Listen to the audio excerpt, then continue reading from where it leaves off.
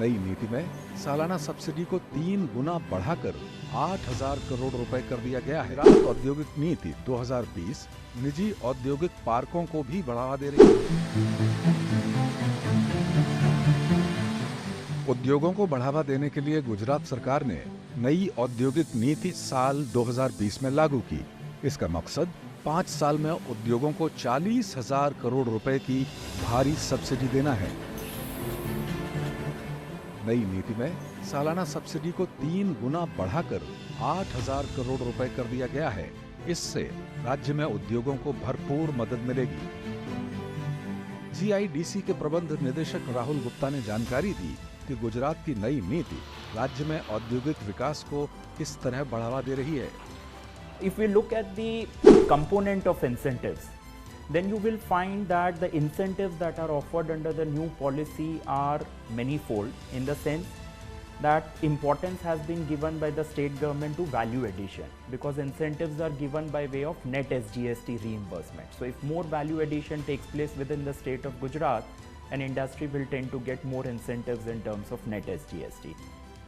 आत्मनिर्भर गुजरात के लक्ष्य को बढ़ावा देने के लिए ये नीति इनोवेशन पर जोर देते हुए विदेशी पेटेंट टेक्नोलॉजी हासिल करने की लागत का 65% तक देकर एमएसएमई की जड़ें मजबूत कर रही है। गुजरात औद्योगिक नीति 2020 निजी औद्योगिक पार्कों को भी बढ़ावा दे रही है। इनमें 25% निश्चित पूंजी निवेश की पेशकश की जाती है। जनजातीय इलाकों में औद्योगिक पार्कों के लिए ये पेशकश 50% तक बढ़ जाती है।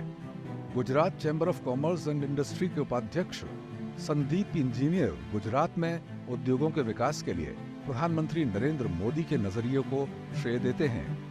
PM Modi was our honorable chief minister, so he started off the story of development of Gujarat.